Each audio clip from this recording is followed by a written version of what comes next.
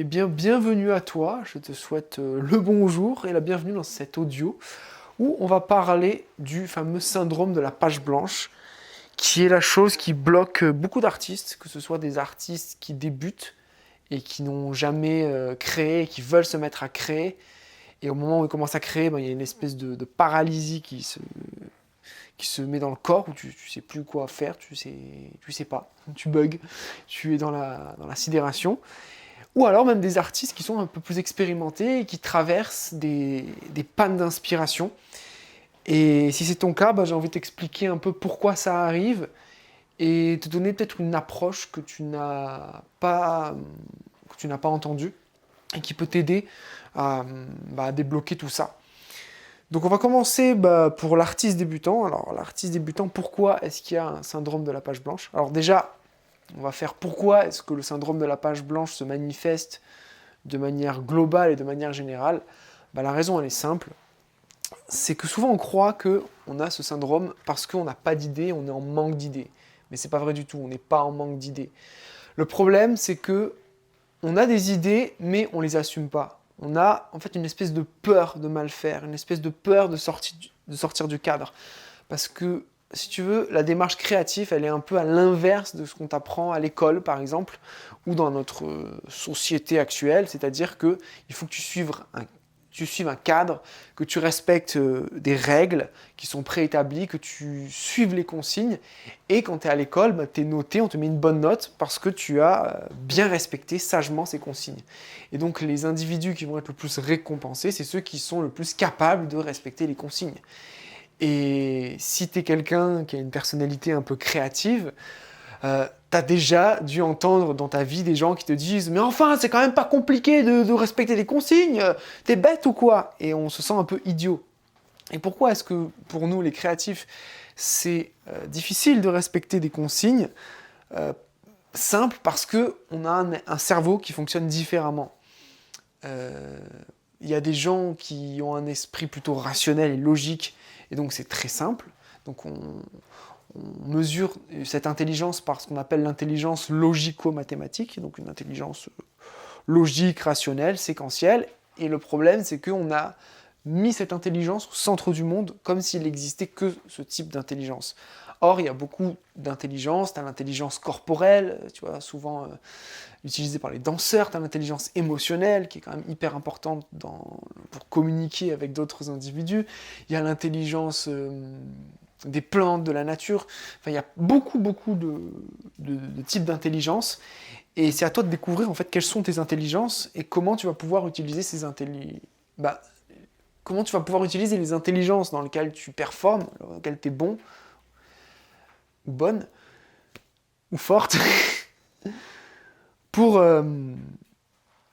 pour évoluer, pour t'appuyer sur tes points forts au lieu d'essayer de t'excuser tout le temps et de compenser tes points faibles. Donc ça, c'est la première chose. Et si tu veux, la logique créative, elle va complètement à l'inverse de ça. Elle va complètement à l'inverse de l'intelligence logico-mathématique, et on nous a tellement bassiné avec ce truc de il faut respecter les consignes. Si tu respectes les consignes, tu seras récompensé. Si tu respectes pas les consignes, tu seras puni. Que lorsqu'il faut prendre des initiatives, être libre, sortir du cadre, d'un coup, c'est la paralysie. Parce que si je prends le risque de faire quelque chose qui sort du cadre, je risque d'être puni. Donc il y a une peur, il y a une terreur de ton cerveau par rapport à ça.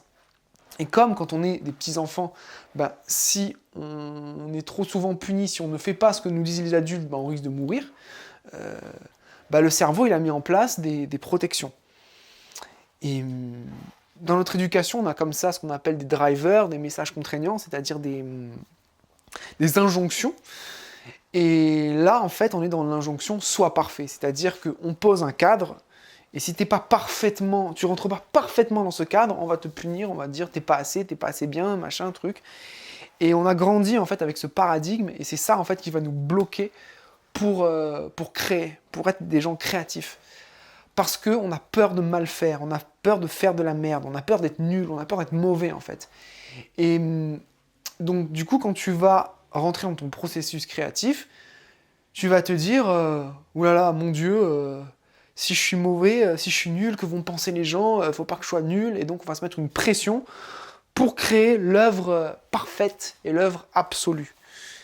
Et souvent c'est ça, tu vois, quand tu regardes un peu beaucoup d'artistes, ils veulent créer la chanson parfaite, le single, le hit, ils veulent un événement, ils veulent quelque chose qui soit rapide, ils créent le truc, ils le montrent, c'est fini. Ils veulent réussir du premier coup, quoi. Ils veulent gagner à la loterie, si tu préfères. Alors qu'en fait, il faudrait plutôt être dans l'appréciation du processus. Et il y a une expérience qui a été faite, c'est sur la poterie.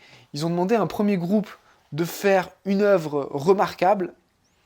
Donc la consigne, c'était de faire la meilleure poterie possible. Et il y a un deuxième groupe, ils leur ont dit de créer le plus de poteries possible.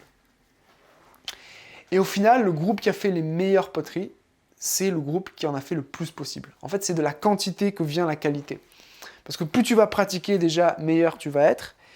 Et quand tu te détaches de cette espèce de pression du résultat, et tu es en mode relax, tranquille, il n'y a pas de pression, je fais, puis on verra bien, et ben tu n'as plus cette pression. Donc du coup, tu as beaucoup plus de performance.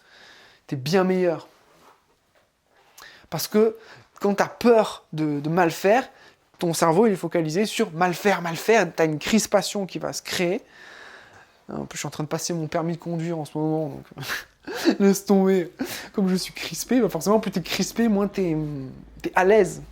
Et tu vois, c'est pareil dans les interactions sociales. Si tu vas dans une soirée et tu dis, vas-y, il faut que je sois la fille cool ou le mec cool de la soirée, tu te mets une pression pas possible, et tu te dis, faut surtout pas que les gens voient que je suis timide, bah en général, ça va empirer. Alors que si tu assumes ta timidité, tu assumes d'être pas très à l'aise socialement et tu te détends avec ça, et ben ça sera beaucoup plus facile, paradoxalement, de créer des liens et d'aller vers les autres. Parce que tu enlèves cette espèce de pression du résultat. Mais le problème, c'est que dans notre société, dans les conditionnements qu'on a, le fait de ne pas se mettre de pression, d'être tranquille et détendu, c'est être un peu l'idiot du village, quoi. Alors que si t'es en mode crispé, tu souffres, tu te donnes du mal, tu vois, avec cette expression « je me donne du mal », ça veut tout dire. Et là, on est dans une autre injonction, après le soi parfait, c'est « fais des efforts ». Il faut que tu montres que tu peines, que c'est douloureux, que tu fasses des efforts. Et donc c'est comme ça qu'on a eu des modes un peu bizarres, comme la mode de l'artiste torturé, qui doit montrer au monde que oh, c'est dur, il souffre, il n'en peut plus. Et c'est parce que cet artiste torturé souffre qu'il a mérité son statut d'artiste. Et donc oui, j'ai le syndrome de la page blanche, je vais pas bien, je vais boire de l'alcool. Je sais pas si tu as regardé, il y a une série qui s'appelle Californication, avec le héros qui s'appelle Hank Moody, et l'acteur c'est le même qui fait, je sais plus comment il s'appelle, David Duchovny, si je dis pas de bêtises, c'est l'acteur de X-Files. Enfin bref, et donc c'est un écrivain un peu torturé, et donc il a les éditeurs, il est à Los Angeles et tout, et lui, ben, il est dans un... À chaque fois, il doit écrire, et il fait tout sauf écrire, quoi. Il drague des filles, il essaie de reconquérir son ex, il boit de l'alcool, il s'occupe de sa fille, enfin, il fait... Et donc, tu as plein d'histoires comme ça, plein de dramas sociaux, et où, finalement, l'écrivain, il dit à tout le monde qu'il est écrivain pour faire bien en société, ouais, je vais trouver l'inspiration, mais au final, tu crées que dalle. Alors que, comme dirait notre ami Steven Pressfield, les pros le font tous les jours. Et attendre l'inspiration pour travailler, pour créer, bah c'est un peu comme dire j'attendrai d'être en forme pour commencer à faire du sport, j'attendrai d'être à l'aise pour faire des rencontres. Tu vois, tout ça c'est un peu le même fonctionnement, c'est-à-dire que tu veux être parfait, donc tu te lances pas et tu bloques. Et voilà, donc finalement le syndrome de la page blanche, c'est pas que t'as pas d'idées, pour revenir à ça, c'est que tes idées, tu les trouves stupides. Des fois, on a des idées, on dit non, c'est trop stupide, je peux pas faire ça, et ton cerveau, il commence à avoir des peurs par rapport au regard des autres, par rapport à ce qu'on va penser. Et ce qui se passe, en fait, c'est qu'on se juge tout seul. On est nos propres juges. Au début, ce sont les autres qui nous ont jugés avec l'éducation, en mode fais pas ci, fais pas ça, fais ci, fais ça. Machin. Et quand on a intégré en fait ces consignes, que ce soit à l'école, avec les parents, l'éducation, à l'église pour certains, voilà, ça, en fonction de l'éducation que tu as reçue, tu vas être plus à même d'exprimer ta créativité. Et le souci, c'est que tu as beau vouloir consciemment exprimer ta créativité, si ça bloque au niveau de ton inconscient, par exemple, ton inconscient, ton cerveau, il a enregistré que si j'exprime un peu trop ma créativité, je vais être puni, je vais être maltraité.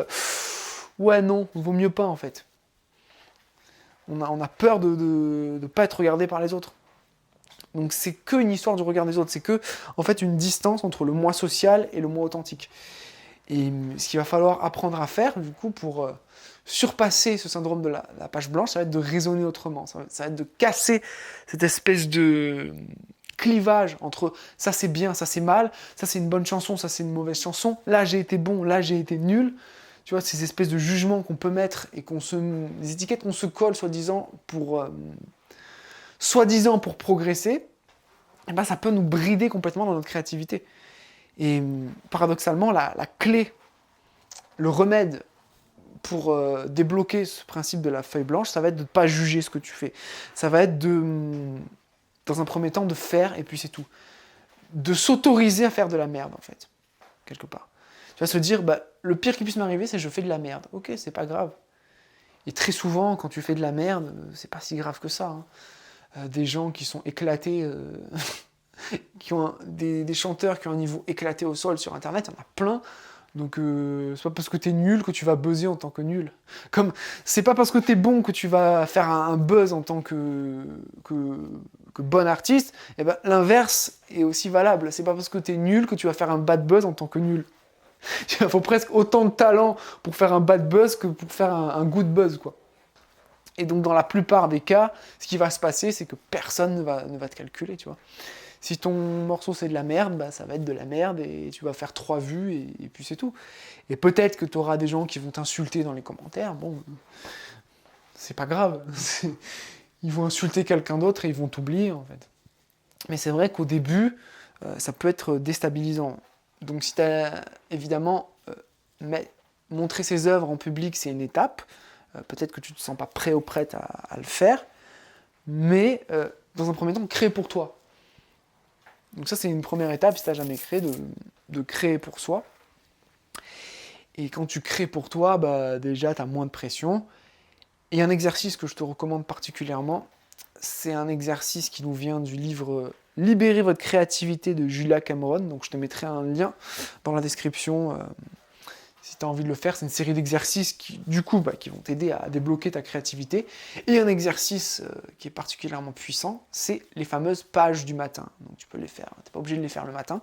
Mais en gros, tu prends un cahier et tu écris 3 pages tous les jours. Et en fait, l'idée, c'est d'écrire tout ce qui te passe par la tête sans te juger. Par exemple, quand tu es bloqué, tu sais pas quoi dire, tu dis « je suis bloqué, je sais pas quoi dire », et puis d'ailleurs, tu peux raconter ta journée, tu peux tout écrire, voilà, tu es libre. Et l'idée, c'est d'écrire de manière fluide, sans t'arrêter, ces 3 pages, et puis tous les jours, tu recommences.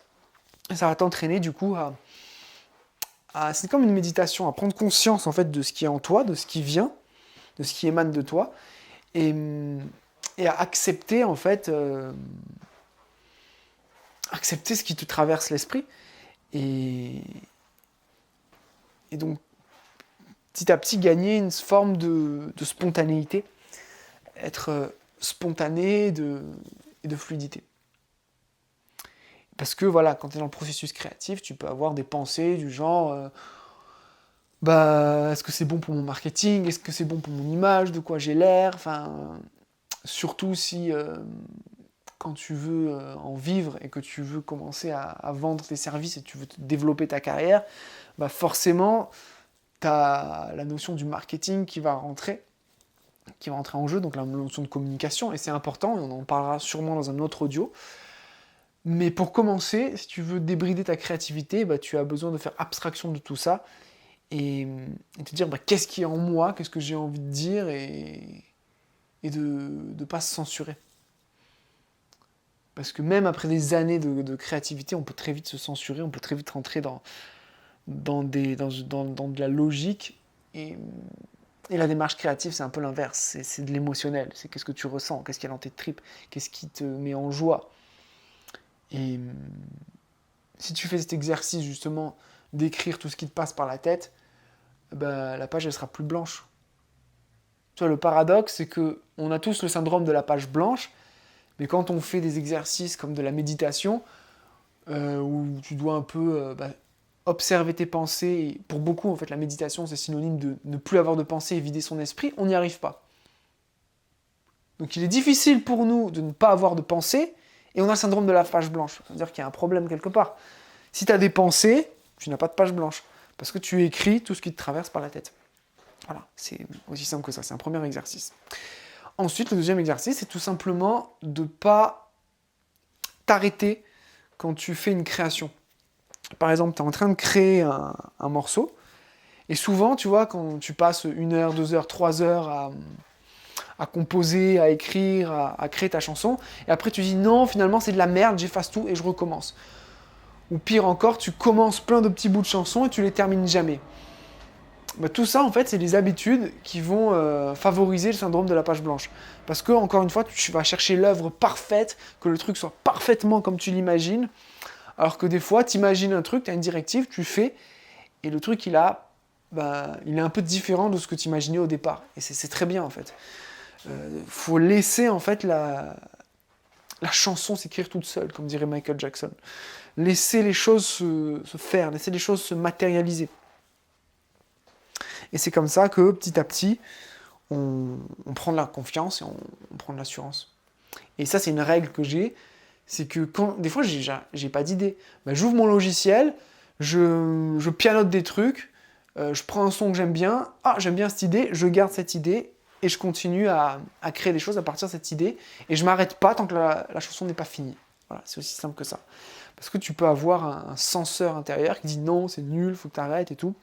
Bon, évidemment, le but, c'est d'être satisfait de nos morceaux, mais en tout cas, personnellement, à chaque fois que j'ai... Il y a des morceaux desquels je suis moins satisfait, c'est vrai, mais ça fait partie du processus d'apprentissage. Et l'idée, c'est de faire de son mieux. Tu vois. Après, s'il y a des choses que tu n'aimes pas, que tu as envie de corriger, que tu as envie d'enlever, c'est bien. Mais ne le fais pas trop, tu vois. Ne retouche pas trop. Moi, je retouche très très peu ce que je crée, tu vois. Souvent, mes textes, je les écris d'une traite. C'est spontané. Je passe beaucoup de temps sur les phrases, c'est vrai, à réfléchir, à me dire, ok, ça c'est bien, ça c'est pas bien. Ça t'empêche pas d'être exigeant. Mais souvent, on a le curseur qui est beaucoup trop dans l'exigence. Et si tu as le syndrome de la page blanche, c'est très probable que ton curseur de l'exigence il soit un peu trop tiré. Et donc tu gagnes à faire de la merde, en fait. À t'autoriser à faire de la merde. Je fais de la merde, c'est très bien. Et tu crées comme ça. Voilà, c'est la première étape. Pour te libérer de ce perfectionnisme qui te bloque. Et l'idée aussi, ça va être d'entraîner ton cerveau petit à petit à prendre du plaisir dans le processus créatif.